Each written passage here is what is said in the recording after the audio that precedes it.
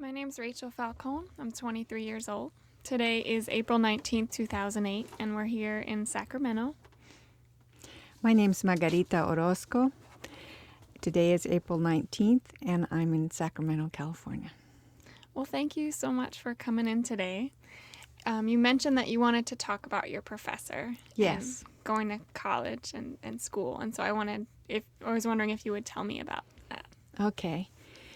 Well, I first met him, I think it was 1970.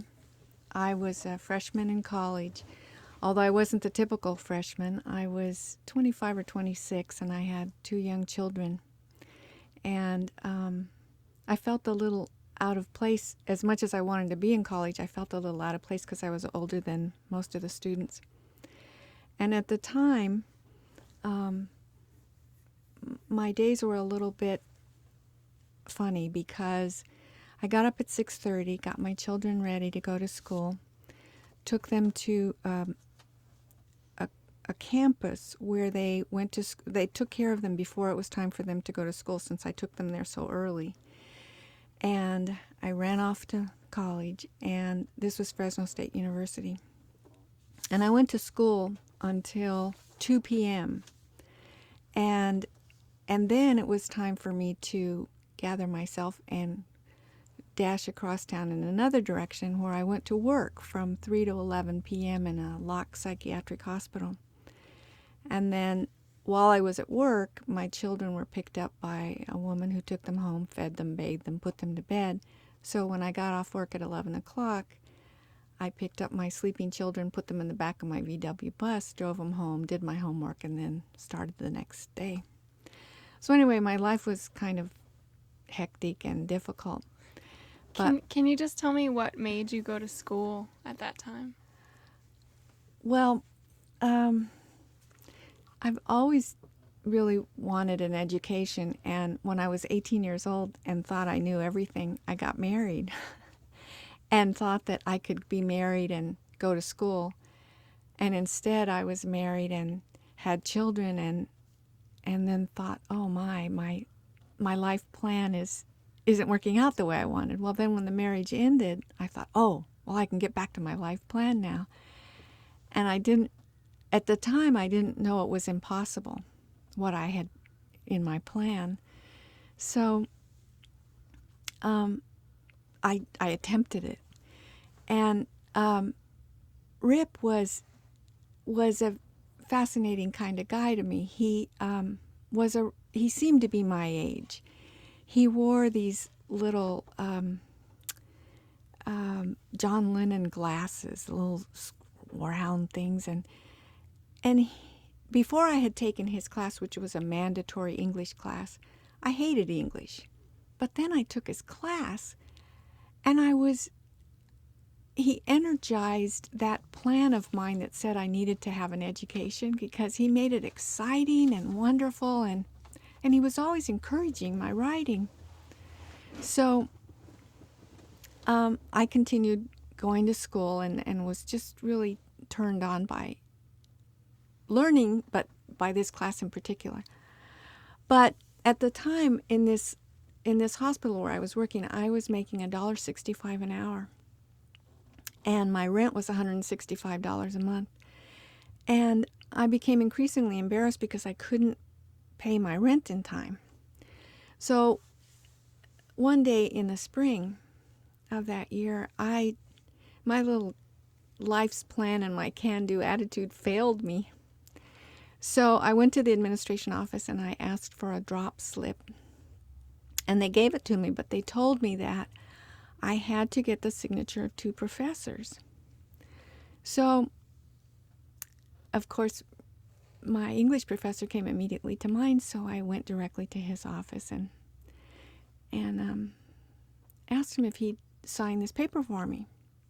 And he said, well, what is it? And I said, oh, I guess they were probably right. I can't really do this. I'm going to drop out of school. Maybe I can come back later when I have more money or something. And he said, come with me, which was kind of strange. I didn't know why we had to go to a particular place for him to sign my paper, but I wanted the paper signed, so I followed him. And he took me to the English department office, and he said, "Sit right there. I'll be right back." So I sat down, and a few minutes later he came back with the head of the English department. And I didn't know this person, but I was intimidated by them. And what followed was about, maybe 20 minutes of grilling. And between the two of them, they wanted to know if I had gone to financial aid, if I had applied for work study, if I had applied for welfare. And that really set me back. I thought, apply for welfare? I'm not a welfare mother, or whatever I imagined that to be. Plus, I was willing to do a lot of things to get through college, but I didn't think I was willing to go through what I imagined would be the humiliation of applying for welfare. But anyway, they were relentless, and they kept asking me questions and really forced me to explore exactly what the obstacles were, and made me reconsider my plan, and maybe that dropping out of school wasn't the best plan. So at the end of that session, Mr. Lehman made me promise to go apply for welfare. And that was a really difficult thing for me. But a promise was a promise. So I left there and I applied, and in fact, for some time I received food stamps and a small check, and I managed to stay in school. And that was my freshman year in college, and I made it through college, and I eventually got a law degree. And after I had finished with law school, I went on a search to find Mr. Lehman. And I found him. I found him at a university in Florida. And I wrote to him. And I told him, thank you again. And I must have put my phone number in there because he called me.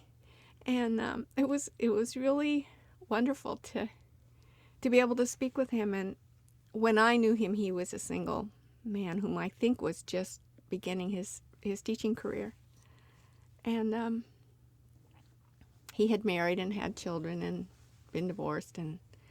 But the important thing was that I was able to tell him how meaningful it was for me that he refused my request.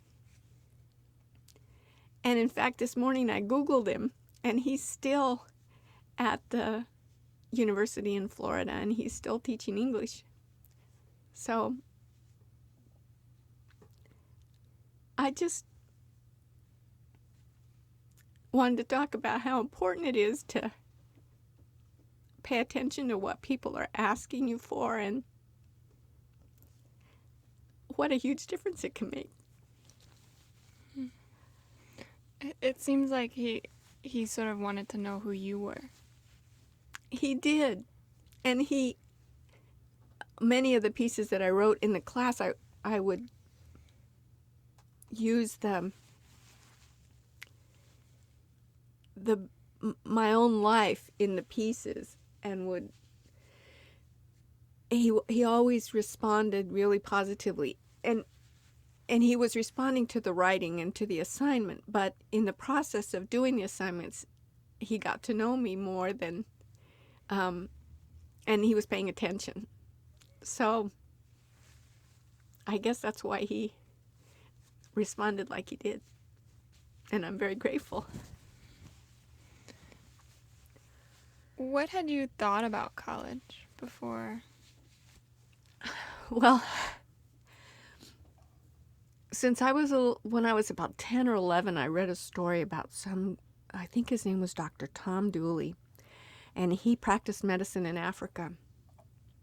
And he brought such goodness into the lives of these very poor people that I decided I was going to be a doctor when I grew up. And in the same university where I met Rip Lehman, I took a course in chemistry. And I had never had any science in high school. And so the college chemistry class was quite a challenge for me. And I remember really keeping track of the last day when you could drop out of the class and not suffer any detriment. And before that last day, we had had a test, and I got a B on the test, but it felt like the professor was. I was running as fast as I could, and I could barely keep up, and so I decided that maybe I was too dumb to be a doctor, so I became a lawyer instead because I couldn't get through chemistry, or it didn't feel like I could get through chemistry. But even though I became a lawyer, I still have that little piece of wishing that if I had my life to do over again, I would have been a doctor. But it's hard to go to medical school at my age, so it's just a rich fantasy that I enjoy. It sounds. Well, I just wonder what it was like to start school. Was it what you imagined it? Because you had so much you were doing at the same time. Yeah.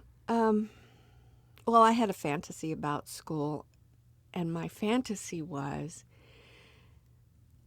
I had so many questions when I was a young girl who was reading lots of books and dreaming about an accomplished life.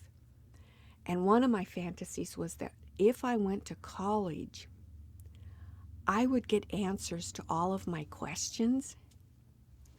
And then I went to college, and I was sort of irritated to find out that all that happened was that I found more questions. At first I was irritated, but then I thought, oh, maybe my original goal wasn't so worthy. It's okay to have lots of questions. And so now I have this barrel full of questions that I carry around, and I gather more questions every day, and it's become okay. But I was looking forward to going to college because I would get all the answers that I'd been carrying around with me for a long time. Mm-hmm. Well, actually, one thing, can you? Oh, are they jiggly? Mm-hmm, they're beautiful. Oh. So I wonder what was education. I mean, what was so different about college, versus sort of going to school before that, or what did it mean to you growing up in your family? Was education talked about? Well, my father was one of 13 children, and my mother was one of 13 children. My mother was born in Mexico and came across the border on the back of a mule with her mom and her little sister. Her father was leading another mule with all the family's possessions, and my mom went to school till maybe the 4th grade. My dad, I think he may have gone to high school, I'm not sure, but in my family, in terms of my aunts and uncles, there was no one with a college education. I did have a brother who joined the service, and when he got out of the service as part of the GI Bill, he went to college, and he got a degree in engineering. He was older than I, and he was very, he really encouraged me. He took me to the library and got me a little youth library card, and he was very patient with all these questions that I always had. But my parents thought that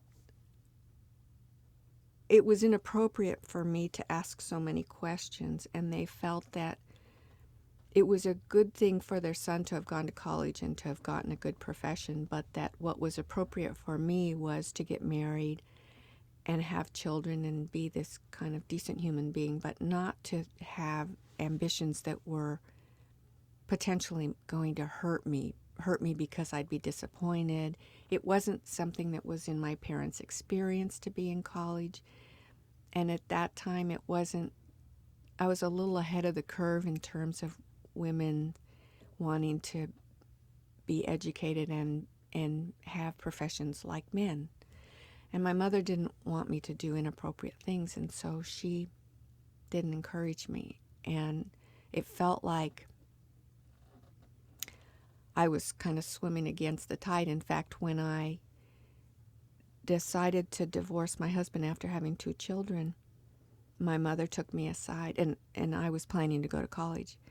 My mother took me aside and told me that whole college thing, maybe it was something I could do after I raised my kids, but that it was inappropriate for me to be thinking about doing it until I had met my first obligation, which was to my kids. So it's hard for me to say exactly what really propelled me, because the waters I was swimming in weren't friendly in terms of going to school, but maybe it was all those questions that I had in that big bag slung over my shoulder. I don't know, but it was something I just had to do. Do you remember some of your first days going there? Well, I just remember how crazy it was, because as an employee of this locked psychiatric facility, I had rotating days off. And as a student, I was off Saturday and Sunday. So it was a very weird, different kind of schedule that I had to keep in order to manage school and work and the kids and everything that had to be managed. And I think it's true that I didn't realize that what I was trying to do was impossible, so I just went ahead and did it. If I had had more sense, I would have realized that it was kind of a really hard thing to do. You said that, you weren't making a lot at your job. Did you feel like college was a way out of that, or what did it mean to you to go?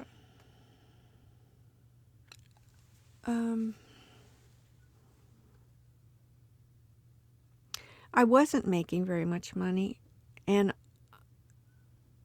it's obvious that doctors and lawyers did make more money, but I think it was about what I was going to learn. It was about the intellectual stimulation. It was about learning was the happening place for me. And I think I would have done it if there wasn't a lot of money at the other end of it. It was just, in fact, now that I have an advanced degree, I'm a student. I'm a student at the local college, and I'm taking an anthropology class and learning how to design websites and doing stuff that has nothing to do with money, has everything to do with just the joy of learning. It just keeps on going, and I think I'll probably be this way until my dying day. It's just, that's where the kick is for me. You talked about that moment with your professor when they sort of really met, like they showed you that they cared about you. Were there other moments when you felt like this is why I'm here, or that you felt at home and that you were learning? Not in particular. It became a goal that I'm kind of one of those type A people that makes a list and keep working on it until I get to the goal. And so for years, because it took a while to get through college and then get through law school, it was about getting to that goal. In fact, after I got a law degree, it then became about the list goal became having a successful practice, and I wanted it to be my own practice, so I opened my own sole practitioner office. And after I did that, there was a period of time when I was a little bit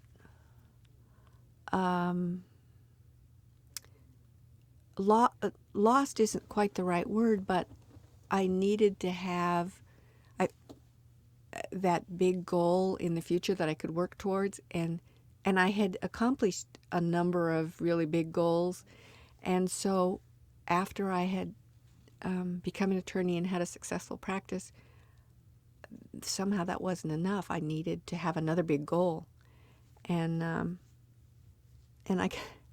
I considered going in the Peace Corps as a gray-haired Peace Corps person because that sounded fascinating. But now my grandkids are 13 and 16, and they've become my most recent big goal, and that is helping them to figure out what it is they want, and then being of any assistance that I can, depending on what it is they decide they want to do.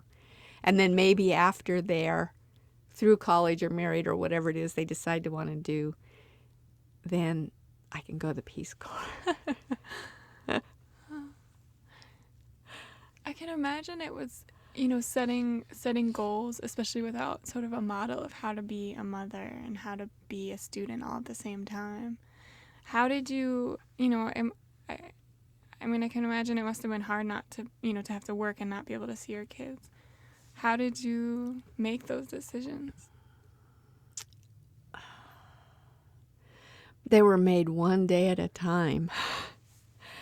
And their father and I wound up living in the same city, so that if one of the children, for instance, got sick and I couldn't take her to daycare, I could call their dad and say, I have to go to work, or I have to go to class, or I have to whatever, and one of the kids is sick, could you watch her today?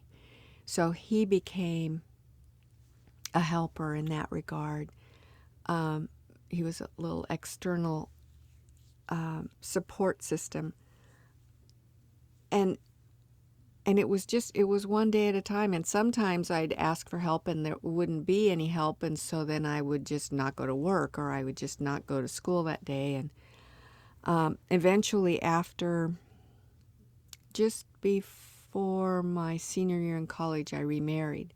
So then I had an internal support system, because my second husband,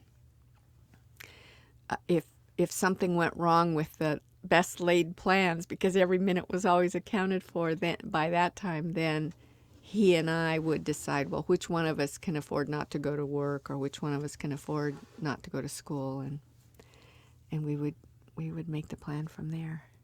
But it was pretty hectic, and the children knew how important this was to me, because I know at one point when I finally got to law school, it so happened that my second husband was also a law student, and we were in the law school at the same time.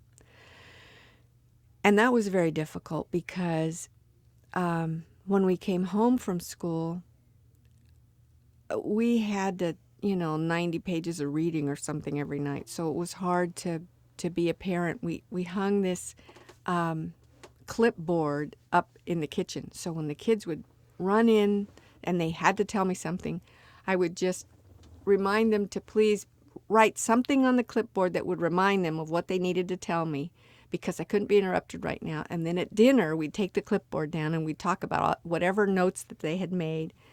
And at one point, I felt like I couldn't go on. It was, even though I was remarried and I had the support of a husband, it was too hard in law school. And so I remember sitting down at dinner one night, and I said to my girls, I'm not going to drop out of law school, but I'm going to stop out. And that means that I'll just take a break, and then when Pops finishes, then I'll go back to law school. And that way you'll only have one parent in law school at a time. And they both said, if you do that, we'll go on strike. That meant they weren't going to wash the dishes and clean their room. And they said, if somebody needs to stop out, Pops can stop out, and then when you finish, he can go back. So, I mean, I might not have had the support of my mom or my dad had died by then, but I certainly had the support of my girls. So, it worked out that when I was by the time I got to law school, when I was having a low day and I would say I couldn't do this anymore, either my kids would tell me I had to do it, or else my husband would say, okay, you're going to drop out, you're going to do whatever, but just finish this week of school. Just promise me that. And so then I'd promise that I'd finish 1 week of school, and then by the end of the week I'd feel differently, and eventually, like I say, one day at a time, I was able to finish. That's just pretty amazing that, because that you really made it through that period of, just really pushing yourself on your own without a lot of support, I mean. Well, it was where it was, I don't even know how to explain it, but I had to do that. I just had to do it. It was its own reward to keep going. How did going through that change you as a woman or a mother?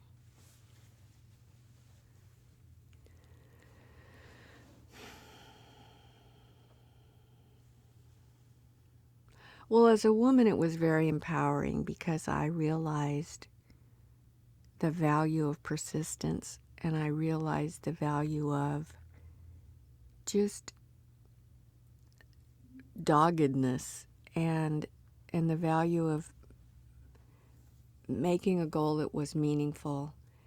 And I realized that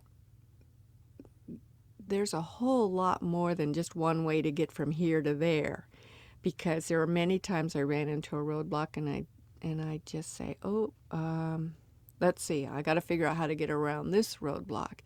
So it's had kind of a big effect on the rest of my life, because now if I really truly believe that if I set a goal, I can get there, even if it's a crazy goal, like going to school when you don't have any money and you have kids. That was a crazy goal. And so I can get there. And so it was very empowering as a woman. As a mother, it's been a humbling experience, because even though my two daughters remember very well that whole process, they made different choices with their own lives. And one of them went to college about 3 years and then said, this isn't fun for me. This isn't what I want. And I was able to say, okay, that's fine. That you should do what is meaningful to you. And the other daughter never really wanted to go to college, in the kind of way that just burnt in the middle of me. And so it was humbling to me, because when I wanted to go to college, there wasn't any support, and I really fought to get to the goal. When they wanted to go to college, I was a practicing attorney, as was their stepfather, when they graduated from high school. So I was ready to lay it out on a platter for them, whatever they wanted. There wasn't any ifs, ands, or buts, but they didn't want it. So that was another lesson for me, that I guess there really is value in what you want deeply, and if you don't want it, there's no value in it. And so I had to accept the fact that we each have different goals, and as much as I would have liked them to finish college because it gives you so many options, more options in life, that wasn't what they wanted. And so it was just another lesson along the way. Some of my lessons I learned in college, and some of my lessons I learned from my girls. Mm-hmm. Do you remember graduation day from law school? Yes. My brothers and sisters came to Davis. My mom was there. I still have the pictures. We all looked kind of droopy in our caps and gowns because it was in Davis and it was in May and it was hot. And it was wonderful. Afterwards, we went to a restaurant to celebrate, and they brought these big wooden slabs of food. The wooden slabs had like a whole chicken and vegetables and rice, and it was this kind of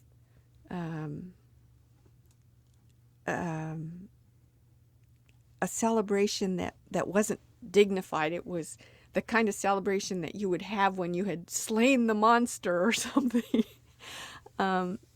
It was very nice. And my girls, of course, were there.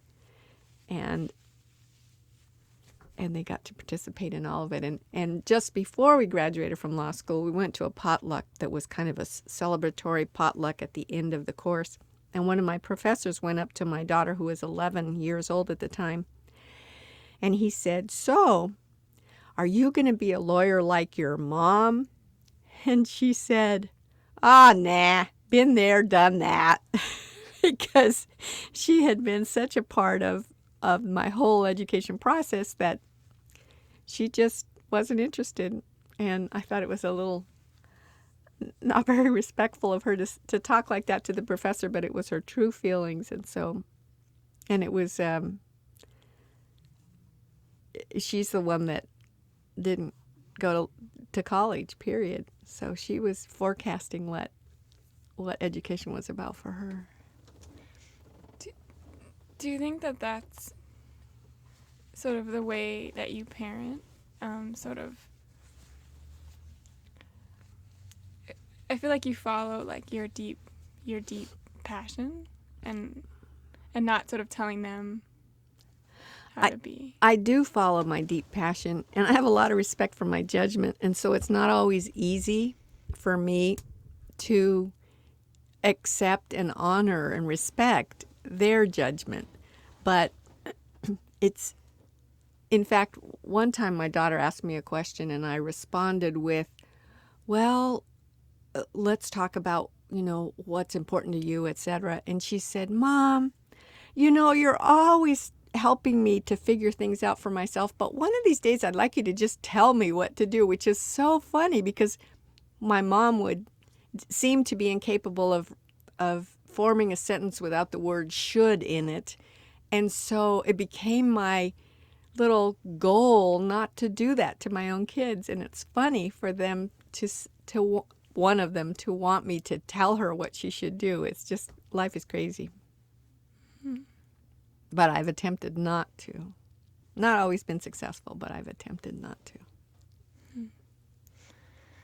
Have you ever felt like during that period that when you met with that professor and the head of the English department, were you feeling alone during that time, or did you ever feel alone when you were juggling all that?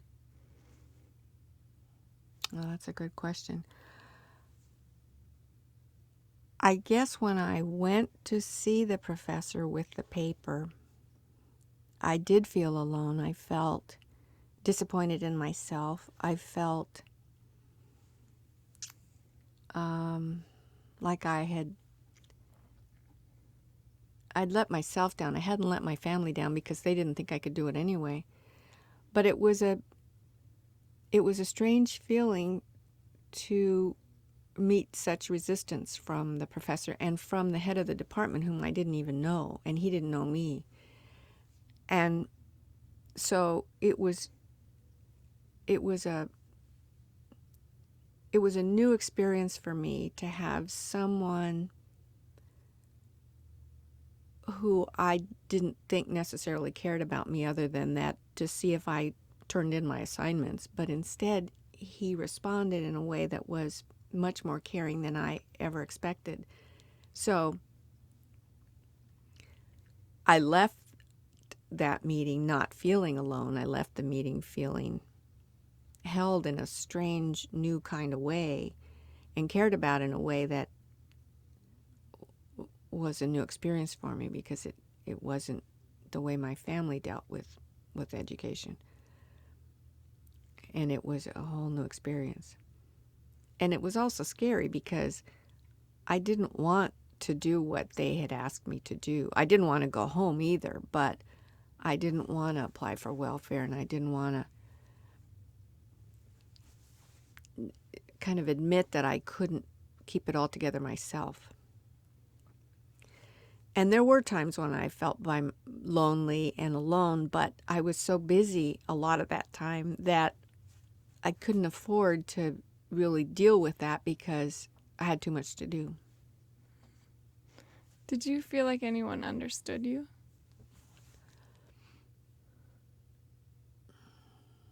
Not really, no. There wasn't anyone in my family.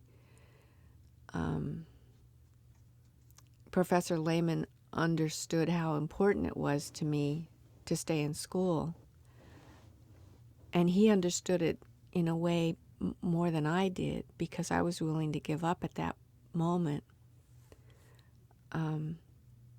But I would not have guessed that he understood me before he refused my request.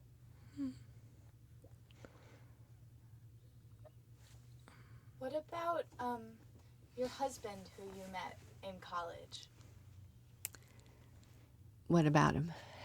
How did you have time to fall in love and get married? And then did he understand you? How did that change things?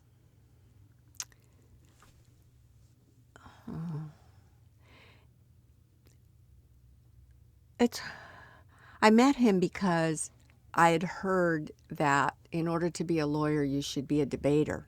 So I joined the debate team in the college that I was attending. And he was a debater, and that's how I met him. And I don't know if it was so much that he understood me as the fact that he understood having a goal and working hard towards that goal. And he was really driven by his own fantasy about what he wanted to do when he grew up, and he was very organized. And so the two of us were kind of alike in the sense that we really wanted that education. Each of us did. And he did understand me in the sense that he knew when I wanted to quit that he could not say, "You will stay in school," because I would not have responded well to that. But if he said, okay, you can quit, but just go till Friday, okay? That worked with me, and that kept me in school. So he understood me pretty well. If he had not had that sensitivity, I very well could have quit before I finished law school because it was very hard to go to school and be married and be a mom. And the first year in law school, they wouldn't allow us to work, and that was a godsend. But the second and third year of law school, I worked in addition to going to law school and everything else that was in my life because he didn't have money and I didn't have money. We were both on this quest. But in that respect, it worked out very well. Do you feel like you've shaped your own life, or how did you get sort of the influence to be very much who you are? I think I credit that to my older brother, who everyone else in my family wanted me to be their version of what a little girl should be and their version of what a grown woman should be. But my brother gave me permission to be me. He gave me permission to ask innumerable questions. He had the patience to try and answer them. And he just kind of hung in there and valued that inquisitive little person that was turning into an inquisitive big person. And he gave me the permission to be whoever it was I turned out to be. Do you feel like you're very different having lived through all that experience, or are you still sort of the same person in another realm? I think I'm the same I'm the same person. I've just grown up and I've just acquired a bunch of skills along the way.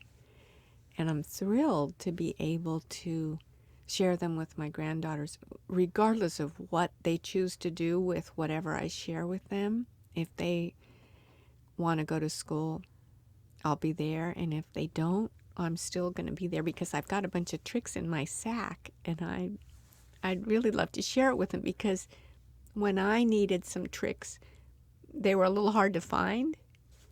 And so I may be a little bit of a helicopter grandmother because I'm following along behind them with my bag of tricks open, wishing that they would reach in and get a trick. But I'm the same inquisitive kid. Well, thank you so much for coming in and talking about sharing everything. Thank you.